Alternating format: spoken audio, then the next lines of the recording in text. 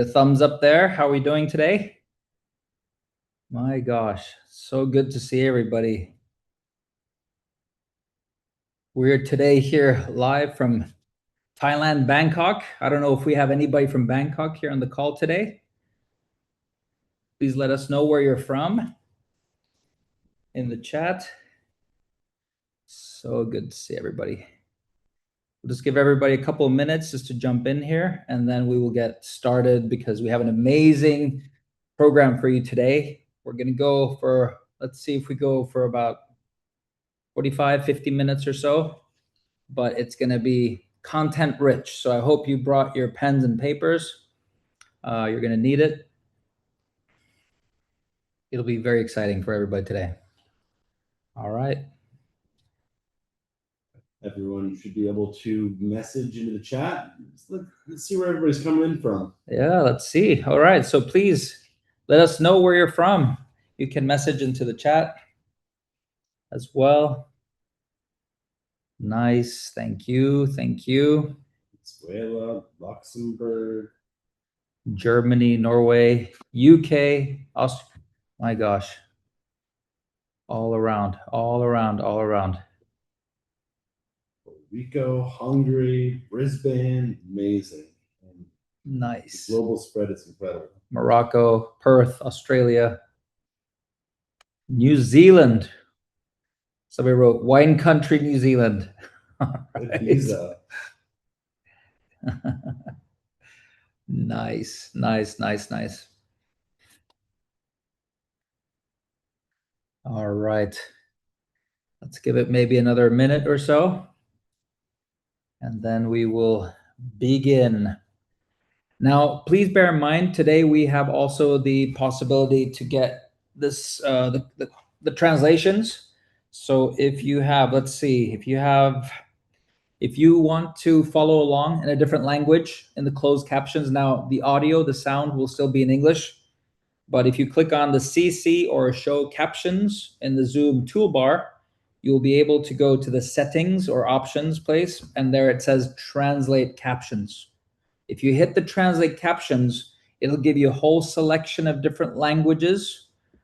And then you just click your language and you'll be following along in your language, hopefully. Now, this will only be in writing, so it will not be, the audio will not change, not yet. Maybe that's an upgrade that they'll do in Zoom someday, but right now it's just closed captions. So please go ahead and test that as well. And if you get that to work, you can give us a thumbs up just to let us know that it's working. Of course, the irony is that I'm speaking English right now, so if you don't understand English, you won't understand what I'm saying. All right. Joining nicely. This is great. Yeah, we have a nice steady flow here. Wow. Nigeria, Africa, India, Czech Republic, India, Morocco.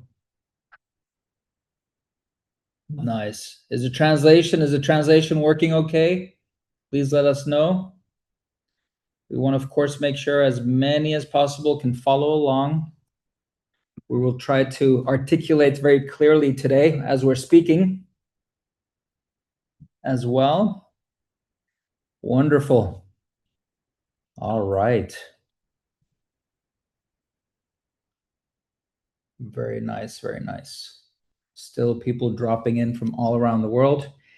Now we've had an amazing, just a quick, short little update. We've had an amazing week here in the Bangkok office. Just for reference, we are here 7 days a week. Today's Saturday evening, 6 p.m. in Bangkok. But we are so deeply passionate about everything that we're doing here together with you guys. So just incredible seeing you every day, doing meetings with you every day, and just seeing the community just exploding, starting. It's like igniting small fires all around the world. People are excited. And today I'm personally very excited about what you're going to be hearing and learning today as well. So we're going to have a lot of fun here today. All right. So what do you say, Kyle? Do we begin, or Yeah, let's people are begin. dropping in? People are dropping in, but we want to also reward the ones that are here on time and not make you wait too long. So why don't we just begin? So again, those of you who have never met us before, congratulations for joining us here today. Before we even start, let's remember one thing. U-topia Youth Center, we don't launch until October, okay? So the fact that we're sitting here together in May is incredible. The timing couldn't be better. It's very exciting. So a little bit about myself, because I can see a lot of names here that I hadn't seen before. My name is Nick Engström. I'm originally from Sweden. Right now I'm here in Bangkok because we are in the middle of opening this office. This is our third office around the world. The company U-topia. By the time we launch in October, it will not be a baby company because we've been working on this for 5 years. Emmanuel Quesada, the founder and CEO of the company, started the company 5 years ago. And I am so excited to share with you a little bit of the background. My personal background and connection was that a little bit about last summer, I got a phone call from a very dear friend of mine introducing me to Emmanuel, saying that here's a young man who would like to start a bank. And I said, well, me personally coming from a banking family, my father opened up banks all around the world, and my brother and I, we had front row seats to what banks actually are, not just what customers see, but what they are behind the scenes. Because when you're going on vacation together with other bank families and executives and so forth, you understand what it is from the inside, from looking from the inside out.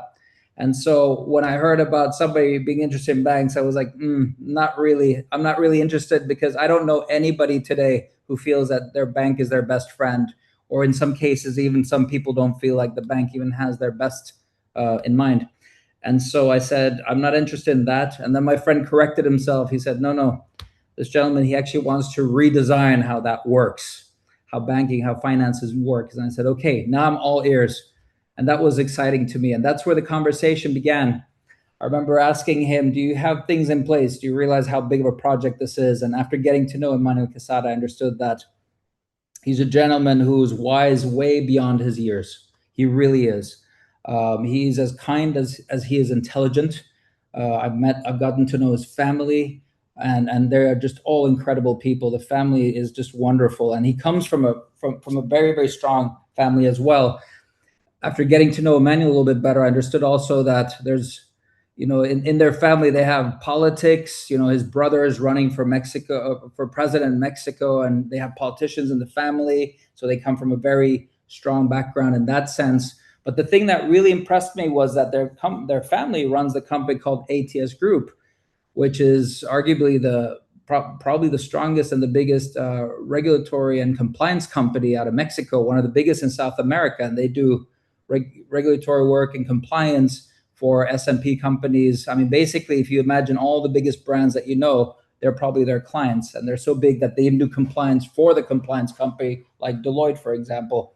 And so I understood that, okay, there's a deep, deep understanding of regulatory environment, global regulations. There's connections when it comes to regulations. There's political connections and others. That began to open up my curiosity that this could actually come together, provided that there's a powerful team. Now, I asked Emmanuel, of course, well, who else do you have on your team? And he presented to me, he told me about all the wonderful people he has, his partner, Owen Ma. He told me about Maya Nix. He told me about Shawnee Walsh. He told me about all the people. But he told me about one gentleman in particular. He said, well, I have this gentleman by the name of Kyle Kemper. Now, if any of you have been in blockchain, you probably heard the name Kyle Kemper. Now, I've gotten to know Kyle over the last couple of weeks here in Thailand, and he's also, I would consider him a colleague, a partner, but more importantly, I would consider him a friend. I met him and his wife and their kids, and they're just an incredible family. Kyle has an extraordinary background. I've met a lot of business people over the years, and entrepreneurs, and people just from all walks of life, presidents, celebrities, billionaires, all walks of life. And, there are people who I would categorize as they are experts. There's experts and authorities. And the way that I would separate the two categories is that experts are the people who've read all the papers, they know a subject really, really well. But the authorities are the people who write those papers.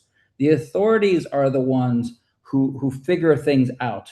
And so I would very much, in the highest regard, consider Kyle Kemper an authority in all things blockchain, tokenization, decentralized, permanent, all things, all aspects. He has done hundreds of projects in this space.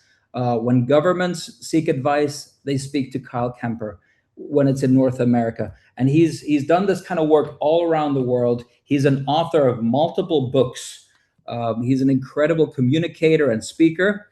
And so today, the original plan was for me to speak long, but what I'm going to do instead is I'm not going to do that. I'm going to hand the microphone right over to Mr. Kyle Kemper here so that you can, for yourself, get to know him, hear his story. He's going to share with you his background. He's going to give you some amazing advice here today. Again, I heard just the other day when he spoke to a group of people, there was a gentleman who said, if I had known that one thing that you just said, that would have saved me years of headache and that would have saved me a lot of money. So please stay tuned for the golden nuggets that you're going to pick up. And without any further ado, I want to introduce to you Mr. Kyle Kemper. Hey, everybody.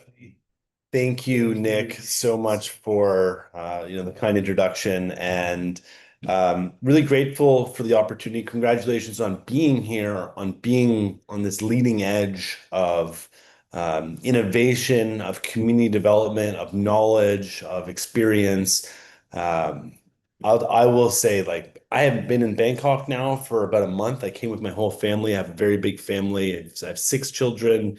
Um, 3 of them are with me here, and it has been, the most incredible, inspiring kind of journey to come here. And having worked with a lot of different companies in the tech space, in the crypto space, and blockchain space, just coming and seeing, our beautiful office here that's full of life. Like, there's people working in deep into the night, not because they're being forced to, but because they want to. The energy is really beautiful. And also one of the things that I've just noticed, Nick is an absolute legend, knows everybody. And we're having a constant stream of leaders coming in here to do their due diligence, because we understand, when you commit to something, when you want to make sure you do your due diligence and you understand that everything is there in play. And I feel like that's what kind of we're here today to do. And this is my opportunity to kind of introduce myself to you. And I don't believe this is a one-way street either. At the end of kind of my short presentation, I'd like to open up the chat, and really, I'm going to ask questions about what you guys would like to learn, where you want to know, any questions that you have pertaining to U-topia, to U-Center, to the Academy, to the space in general. Like, there's no stupid questions, because we are building a community. We're building an academy to enable knowledge transfer, enable teaching. And I'm blessed to have, I don't know, I started in this space in 2013. So 13 years of working in crypto and blockchain. And, before that, 5 years in tech. And before that, some work in venture capital. And before that, entrepreneurial stuff. And my family owns some bars in Ottawa. I'm originally from Canada. But here, let me pop up my kind of little presentation that I prepared here that kind of just goes through things. And I'm going to go side by side because I think this is better. Okay, so this is me. I'm the president of U-topia. Incredibly grateful to be here. I'm gonna go over my story, going to go over the vision of U-topia as this next generation digital financial institution, stable file opportunity. And we're going to talk about U-Center as the academy for learning, and this portal and this community generation, and then the abundant community that we're building, the networking opportunity, which is, from my perspective, like, I've never seen something so exciting to be able to go to market. And I'll get into that, but it's just very, like, oh my goodness, and incredible foundations have been laid. So I'll just talk about a little about myself here. I'm just going to go over to this and hold on. Okay, here we go. So I don't know if you guys know this guy. Thumbs up if you know who this is. This is Ron Paul.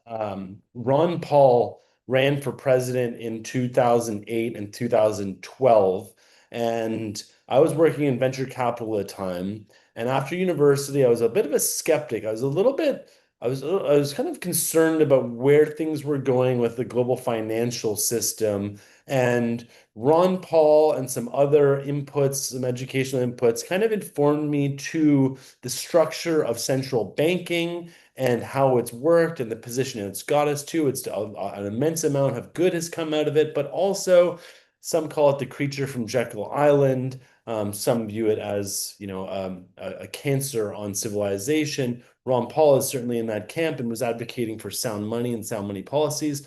So when I saw what he was doing and learned a lot from him, I became very inspired, and I got really into gold. And I had originally mapped out some digital gold solutions, which and this was in like 2009, 2010. And then in 2010, I see Bitcoin.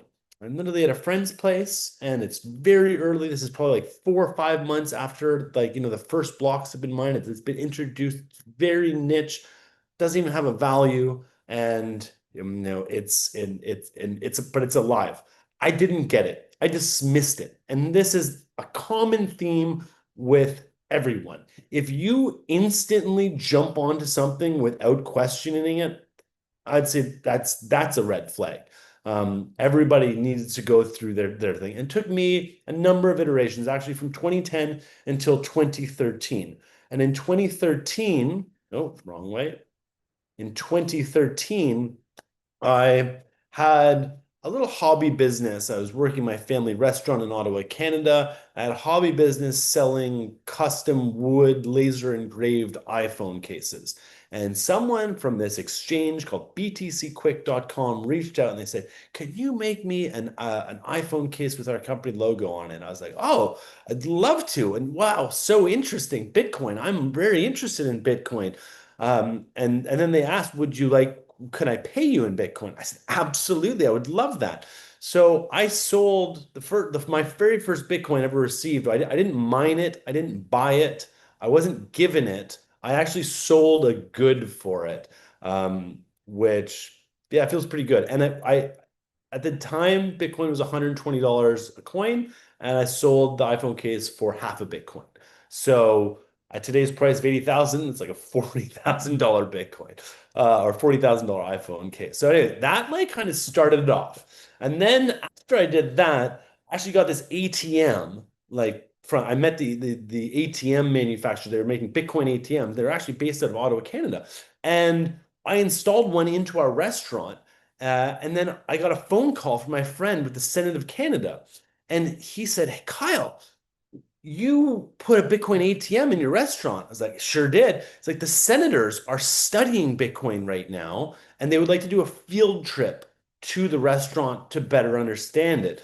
And it's like, okay, we've got the machine in the back corner, kind of like in a closet. It's like not greatest setting to have 20 Canadian senators coming to learn about it. I said, "What if I just brought the ATM to you? You can do that?" I'm like, "Absolutely. It's not that big." So I did that. And we brought it to the floor of the Senate, and they'd been studying Bitcoin for about a year, and they'd never even seen a transaction happen. So with my colleague at the time, Victoria, we showed them just, "Here's $20, Victoria. Can you send me some Bitcoin?" Showed them how a basic transaction works, how this new digital money works. And then we had the ATM, and this gentleman, his name's Chris, he took $50 from the chair of the committee, put it in. I think Bitcoin at the time was $250, something around that. So I think he got about a quarter of a Bitcoin for $50 in cash. And, he loaded it, worked, it was great. And this kind of kicked off, this just started things. When they found out that I was when some of the industry people found out, oh, next thing I know, I had the Bitcoin manufacturer there, and I also had the biggest exchange in Canada there, and that's the gentleman in the bottom right.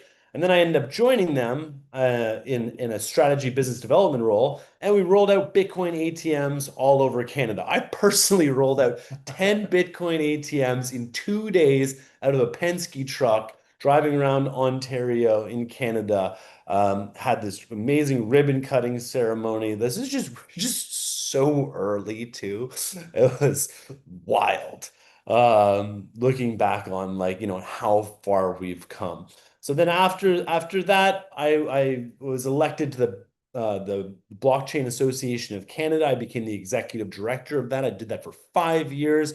We ultimately merged with the largest US trade association called the Chamber of Digital Commerce to create a unified front for doing industry advocacy, for understanding like a trade association point of view. I will say it was very early times and a lot of people were very interested. It was a very unique, exciting opportunity to be able to interface with the regulators, with the consumers, with the banks, with the central banks, with other associations, to be going to the crypto conferences. As if you've never been to a crypto conference, look for one that's around you and definitely go. They literally changed my life, and I've met so many incredible people, and I'll get to that in a moment. So after the Blockchain Association of Canada, I joined, I was with CA Vertex, which got acquired by Coinsetter, which got acquired by Kraken. Kraken's one of the largest organizations, one of the largest crypto exchanges on the planet, like the same kind of scale as Coinbase. I worked with all sorts of different wallet companies, launched conferences. I've spoken all over the place. Within this arena, like I have very, very deep roots, and I've been a heck of an evangelist with Change Tip up there in the top right. That company is no longer with us, unfortunately, but it was a way that you could really, really easily send Bitcoin like in a text message or on Twitter. It was so easy. It was so great. I was the head of tipping there. And I just literally, I've probably given away more Bitcoin to people individually. It kind of makes me a little bit sick, but it's okay because it's a good thing to teach and to give. It's one of the core 10 principles is giving. So, eh, great, great, great, great, great. And part of the journey has also been wallets and like being deep on wallets, because in order to participate in the digital economy, you need a wallet. And if you have an account with a Kraken or a Coinbase, they're kind of like a crypto bank. And I'll be happy to dive in and explain. We're just starting our relationship. There's going to be a great chance to develop and to go deep on many of these subjects. But at the core, I knew that wallets are so critical, and everybody is going to need to have a wallet. And the question is, are you going to be in control of your keys? Are you going to be in control of your money? Are you going to be in control of your data? Are you going to be in control of your identity? Because there are certain forces that want everything to be centralized, where you're not in control. You have the privilege of using money. You have the privilege of having identity. You have the privilege of accessing services and them holding on to your data. There's going to be a place in the middle, and we're working on the technology that enables this. But the core thing is wallets. So I wrote a book called, I'll get to this one in a second, but I wrote a book called The Unified Wallet, Unlocking the Digital Golden Age, delving into how Bitcoin works, how blockchain works, a little bit of the story, and kind of, providing some foresight into what will be possible. And it feels like we're on track. This was pre-AI time, so it was done like, in a whole manual, lovely way. I feel like probably due for a new book, but I do feel that now with U-topia and with U-Center and what we're building here, we're realizing this. And I know that Emmanuel also kind of saw that and is like, we are building the unified wallet. And I said, okay, that's a really, really big thing. It's a huge thing, and we'll get there. And I'll talk a little bit about the product journey and what that looks like towards getting there, but not trying to rush to market with too complex of a solution too quickly. My decades of experience in marketing and product have established a wisdom when it comes to what works and what consumers like and what people like, and also what works for messaging. And if you have too many messages or too many products and too many features, people get confused. So we're going to deliver something beautiful and delightful, and that just works. And it's especially in the financial, technology realm, it's got to work. It's got to be clean. It's our money. You don't want it, no glitches. Ain't no time for glitches. That causes stress. Uh, this is my family. It's my wife, Brittany. These are three of the children. This is us 2 weeks ago down in Thailand.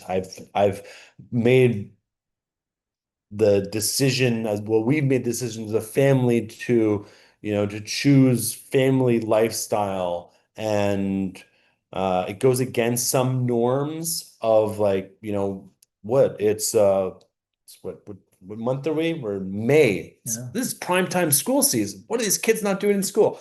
Well, they're in world school right now, and they are learning so much every day. It is absolutely beautiful, and I love it. And I encourage everybody, if you have the opportunity to go and to travel and to work and include your family in opportunities, it's a wonderful thing to do.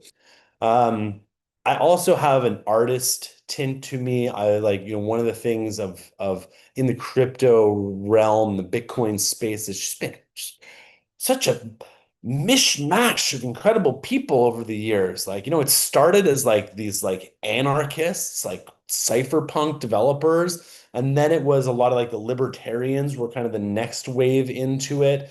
And then I'll say like all of a sudden, like all these artists started getting into it, all those like Burning Man, free men, free people, nomads, like, started getting in. And then the suits and the institutions started getting in, and then a larger swath of general artists started coming in. And now I think the numbers are, I think we're probably north of like 10% of people, have had a wallet or interacted with crypto at some point, but it's still very, very early. And the growth is going to come, and the foundations. What I realize is the foundations are there. Anyways, in this piece of art, there are 44 Bitcoin wallets. Is a beautiful, incredible piece of art that has a very aspirational statement. Inside, there's little cards, and they're the keys. It's really cool technology that I would like to, at a later date, as part of our wallet discussions and understanding different techs and how it can work, and teaching y'all, we'll delve into it. Um, I also come from a political kind of family. My mother was the First Lady of Canada. She was married to Pierre Elliott Trudeau. My half brother is Justin Trudeau. He was the Prime Minister of Canada for 9 years, 10 years. Um, the first half of that were really everything was good. Then COVID came along, and we had like an ideological, like, our vibrations were just a little bit different and mismatched. And I'm a staunch defender of liberty and freedom, and I just couldn't stand what was taking place during those times. And especially recognizing that anytime there's a very large kind of panic or global thing, like, after 9/11, they introduced the Patriot Act. With the whole COVID thing, they came on heavy with vaccine passports, health data. I was just like, oh my gosh, they're going to lock people down in their rooms and create these different kind of constructs. And I was very reluctant, and I'm not going to bring that into this realm, other than just say, like, we had a little bit of a difference of opinions around things. I love him to death. He is an amazing. He's my brother, and I have a great family, and I love my mother and my father, and it's terrific. Um, I also took a break for a little bit to work with Bobby Kennedy, who was, one of also the staunch defenders of liberty and freedom. And I met his son and was invited to participate. So I took a break from crypto, and I was the lead activator on Team Kennedy. I was running 1,000-person weekly Zoom calls, teaching engagement strategies, guerrilla marketing, like all sorts of different things that we can do. Just trying to hold the vibe, hold the space, like, trying to make sure that we're good, because politics can be such an energetic, so much hate, so much positive energy, so much hope too. And gosh, there's a lot of hope behind Bobby. And I still have a lot of hope. And I actually had a big RV. You can see it there. This is the Kennedy bus. We drove it 40,000 miles all across America with my wife, with our kids, meeting with donors, with supporters, with other candidates, like just engaging. We had a big speaker on top, like just doing crazy activations. I have the benefit as well of being a little bit wild when it comes to different type of viral marketing, street activation stuff. I'm part of a group called the Decentralized Dance Party. We hold very large, radically inclusive dance parties, in the streets. We've done them in Toronto, Vancouver, Zurich, Miami, Austin, Berlin, like, all over. That's a whole nother thing. But I'm not going to get into now, but brought that to the Kennedy side. And then in this journey, I just would start meeting really incredible people. And I had the opportunity to sit down, and meet with Tucker Carlson and do an episode with him. And obviously, like, his whole thing was, let's talk about your brother and, like, go in that direction. But I think I brought a pretty high vibe towards that conversation. I don't know, people seem to like it. I don't think I even rewatched it because I was really proud of it. Everyone said it was good. Okay, it's good. Let's go. Tucker, legend. He's a good friend now. And but he is even someone that, like, this technology all fits, like Bitcoin, but a lot of these people don't get it. So there's gonna be an opportunity to, to create more awareness and to introduce and showcase. And so following, all of that, that was the kind of the tail end was the summer of 2024, and we had the Bitcoin Nashville event, and Bobby Kennedy and Trump were speaking, and a good friend.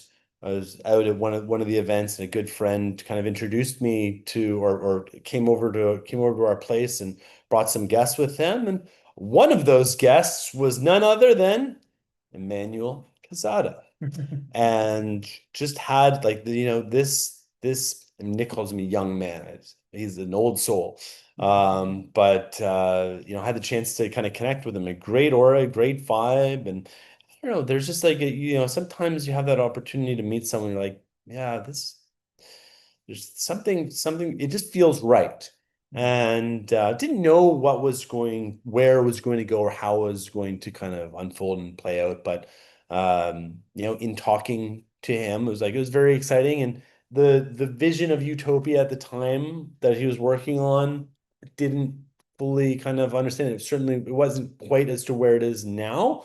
I think now we've got a much more refined vision, and strategy, which is a product of bringing great people around. And one of the things that Emmanuel has done is just bring great people in. So he reached out to me, about 6 months ago, and said, would you be interested in really, like, helping me and participating and growing and building and visioneering and strategizing and creating, a company, a movement, a community that can, further the entire crypto momentum in the space and that energy. And I said, absolutely, I would love to. When we started kind of engaging, and he was always like, must come, let's get together. So, when I decided, okay, let's come to Bangkok and kind of meet the whole team, that's when, oh my gosh, like, I just, again, will say, the what Emmanuel and what the team has created is really special, and getting a very clear picture too now of, I didn't understand the networking, side of the business, and how the DAO and the memberships were going to really support the product, because I'm like a product person through and through. I want our app to be so clean and so beautiful, so clean, so beautiful, that um, people sign on, they use it, they fund it, they start tap paying with it, And as we introduce more features over time, they use those.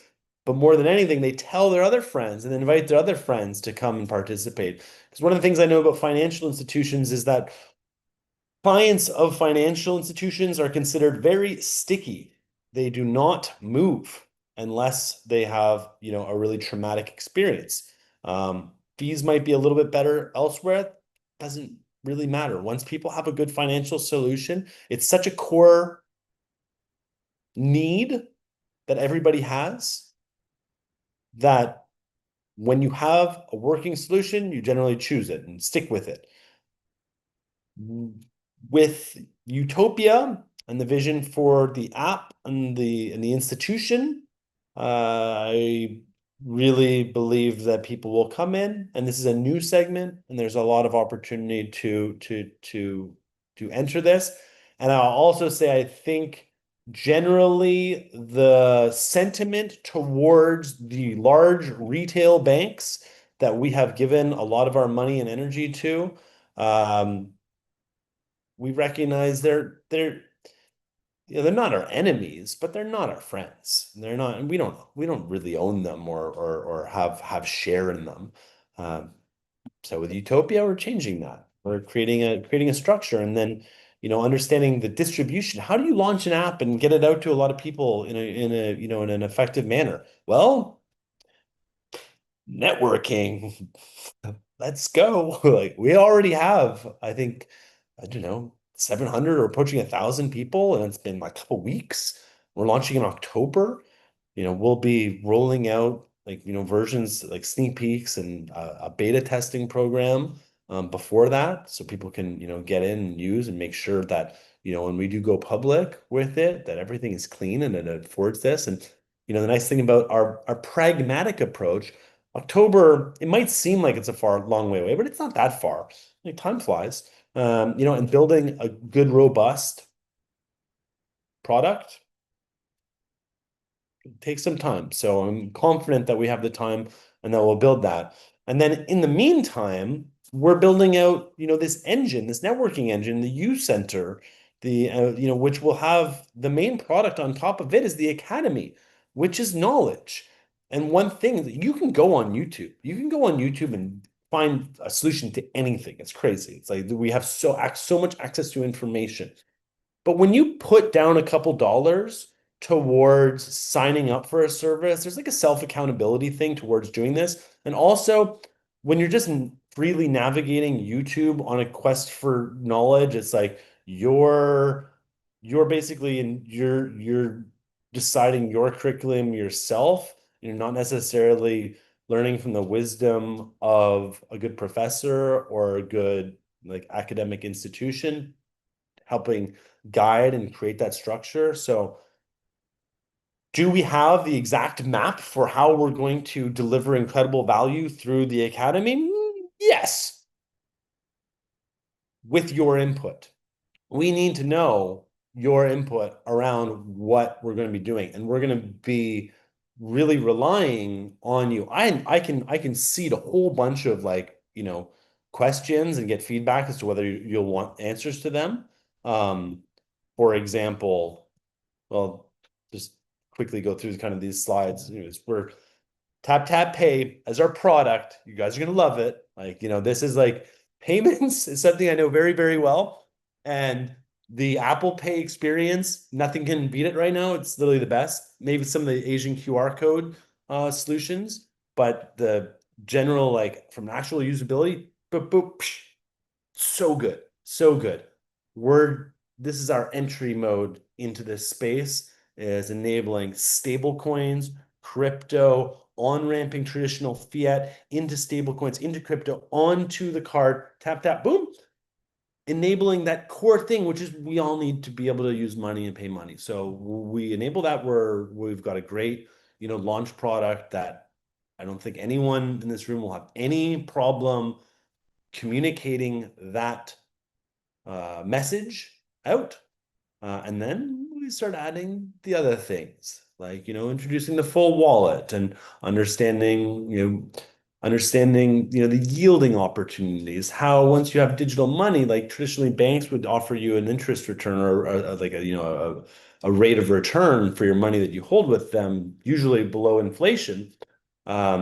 With stable coins and digital finance, there's great solutions. It's a whole emerging market. There's excellent returns. So there's elements of risk to it, but this is going to be one of these new frontiers that we can participate in.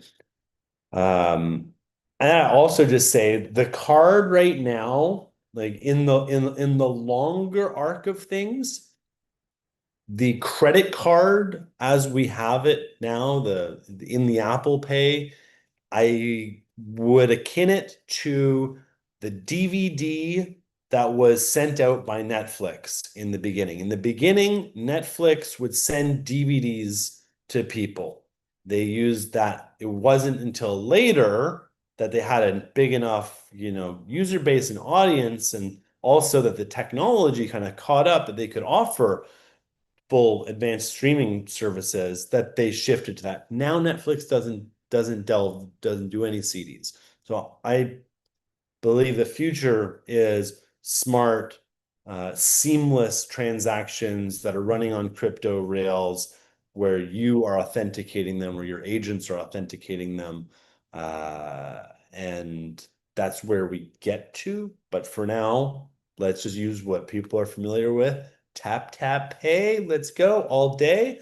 That's what we kind of launch with. So just tap, tap, pay. And then the U Center, now this is where we're talking about, this is where, how do we upskill ourselves as a community towards understanding the messaging of what we're doing, but also protecting ourselves as a community against the dangers that are out there, because within the world of crypto, there are many different attack vectors, and knowledge is your best defense. So let's go over that. I'm fortunate of being in Bitcoin and crypto so long that I've dealt with so many of the questions, and I'm happy to have an open door towards answering questions and making people feel comfortable. Because if you have that question, somebody else has that question too. So let's create a safe environment for us to go through this. And if I don't have that answer, I will find that answer. I will find the right person to bring on to help educate. And that is how we don't just create a win-win scenario. That is how we create a win to the power of win scenario. This is how we exponentially win. And I want all of us in this community, this is one area. All of you are beautiful human souls that have your own visions, purpose, desires, goals. Let's create this as a shared adventure that if we succeed in this, we are all going to succeed incredibly well. And that starts with the academy, not even worrying so much. The utopia is icing on the cake. And the participation that comes from that as part of the networking thing, in addition to just the raw benefits of the networking, the utopia share DAO participation element, that is icing on the cake. But the membership, the academy, honestly, if we answer like basic questions and like teaching financial literacy, creating your digital skills, enabling more entrepreneurship and innovation, working on the personal development, how to be a better networker, a better human, how do we build a stronger community? How do we have each other's backs? How do we, create strong webbed mesh community as opposed to, all just being, lower levels in a hierarchical pyramid? So one of the things, like, this is an idea. I'm now going to just go into a couple of the academy potential ideas, and then I'm going to open it up for questions, and we can do a couple back and forth, like straight Q&A. But I also am going to just to preface this, once we get to the end of this, I'm going to stop talking. We're going to open the chat, and I would like everyone to just put in questions. There's no stupid questions. Please put in as many questions because we're going to pull them together, aggregate them, send it back to you, get feedback on what the direction that, like, what the consensus direction is, so that we can be informed as we're building out the curriculum for the academy. That's how we roll. So one of the ideas, the Kemper-Clifford model. This was a paper that I wrote many years ago when working with central banks, when I was trying to tell the central banks, you need to buy Bitcoin. And I knew that if I could sell them on the concept, they would have the question, how much Bitcoin? And so we created a formula, a very simple, powerful formula that was defendable, that wasn't about being overexposed or underexposed. It was about neutral exposure. It was about protecting wealth. And when you're talking to pension plans and central banks and these people that are all worried about risk, I thought it was a no-brainer. They fucking laughed at me, laughed me out, said, no way we're doing this. It would hurt our reputation. I was like, oh, your reputation is more important than the risk.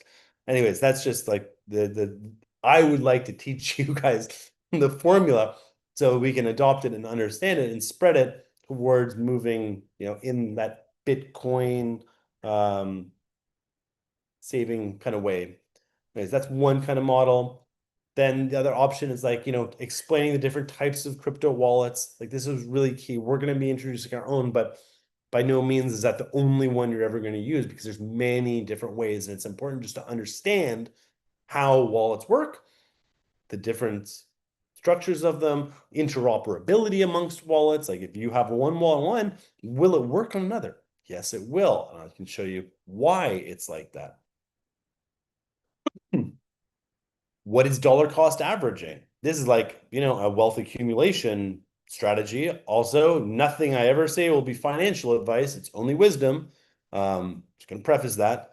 Dollar cost averaging is like, a solution where if I've been buying $1 worth of Bitcoin every day since I learned about Bitcoin,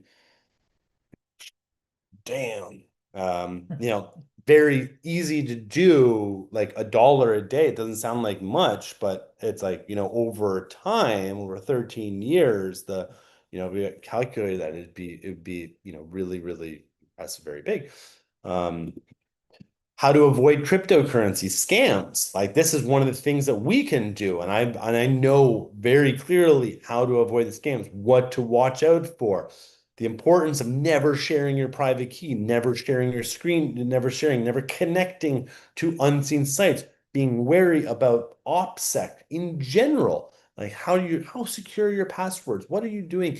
And also, then there's legacy planning. That's a whole nother thing we can talk about, but avoiding scams, right there, super duper valuable. How does Bitcoin work? We want to get into just the basics of, like, what's Bitcoin mining? How does the transaction actually work? What is the blockchain? What are nodes? How much Bitcoin? Why is there so much Bitcoin? How much Bitcoin is left to be mined? The core understanding of Bitcoin will help you understand what is Dogecoin, what is Ethereum, what is Solana, what is Avalanche, what is Ripple or XRP, what is USDC, what are stable coins? Obviously, stable coins are super hot, and we're going to have a real deep dive on stable coins versus CBDCs. Like, I believe the category that we are operating in now is called StableFi, stable coin finance. And we are creating a whole suite of solutions to really benefit. And this is a fast growing segment, and there's going to be competition. But if we can strike and insert ourselves with a good solution with the power of a big network, boom, we will establish ourselves as, the part of the top tier batch. Let's go. The basics of seed phrases and private keys, understanding just seed phrases, how they work, what a private key is, how you can safely secure and store your keys, things to avoid, why you shouldn't take screenshots of your private keys. Yeah. how you can do what multi-signature means. Yeah, these are all things we'll get to. Okay, so this is the point where now I'm going to stop talking because I want to take a sip of this water and just breathe and reflect. And I want you guys to get to work and just open up the chat. We're gonna, can you open up the chat? Here, I'll do it here. We just go. Hold on. Oh, we have chats here. Let's see.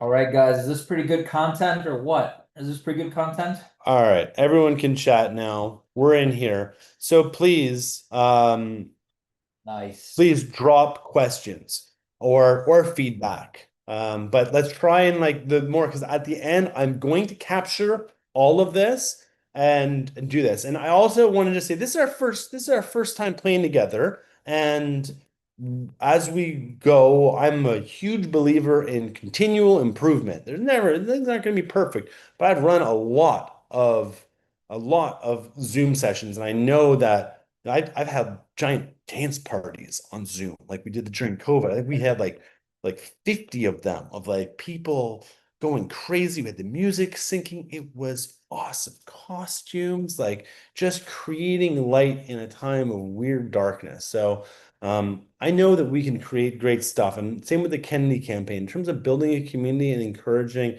like connection and also feedback and participation so that you guys can go like, our whole goal is building out a bigger community and onboarding others into the academy and into our movement. So Excellent. So guys, this is now your chance to talk to Kyle Kemper.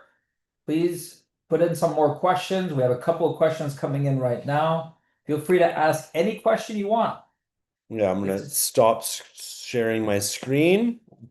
All right, we're going full screen again. All right, cool. Yeah, and if you want to ask a question, please just put up your hand and let's make it happen. Yeah, let's do this. Don't bite. Well, it's not the worst way to spend your Saturday with Kyle Kemper. So let's see here. Oh, All right. all right. Well, Hey. we have a manual. So if nobody's asking questions, let's ask good questions. All right, we have a few questions. We have a few questions. All right. Okay. Well, All right. Are you able to see them there, or do you want to see them here? I think there is one. They're over here. All Yeah. right. Can I make this bigger or no? Yeah, Put there. yeah. So one of the question is there is going to be a DAO treasury, Kyle. Yes. Do you want to reply or do I reply? you can answer that. Okay, for sure, 100%. There's going to be a few DAO treasuries. We're establishing the first DAO treasury in the next 5-6 days. The treasury is going to be public. The treasury is going to be regulated by the Russell Cayman government and UAE. The treasury, pretty much everyone will be able to participate as any DAO, as any good DAO. You have a public treasury, and the voting power relies on the members. So yeah, sorry for jump, guys. Like That's great. That's great. And yeah, that's some inside alpha, and even that's 5-6 days. Okay, that's very very the fast. tech is that, yeah. The tech is there, and we'll make sure that once like we implement and roll out, it's clean and great. Okay, here's another question. Have the wallet and card in the app pre-launch? No, guys, but we have tested the card. After this, we're going to send you a video of one celebration that U-topia had by the launch of U-Santa. We publicly test the app. Right now, we're already connected into the Visa network, which is allowing us to participate in the economy over 150 countries. We're slowing the release because right now we want to make the product as perfect as possible, and as well we want that every market gets the best out of it. So we will be rolling in the next weeks for a few people. Actually, in this call, I know a few names that are going to be the first testers, and then we will start onboarding the people. Indeed. And but publicly with others, we're saying October. Like, it's important that we give ourselves the time. So one question here that said, what will there be any rewards for participating in the academy knowledge and doing the courses? I think that's a great idea, and I definitely want, like, if we're gonna put all the effort of creating this content, in partnership, we want to have a feedback mechanism to, and also I think people, generally with an academy or a school, you have a quiz or some feedback that, No, establishes. like, yeah, pretty much proof of knowledge. Proof of knowledge. Yeah, we're doing proof of knowledge.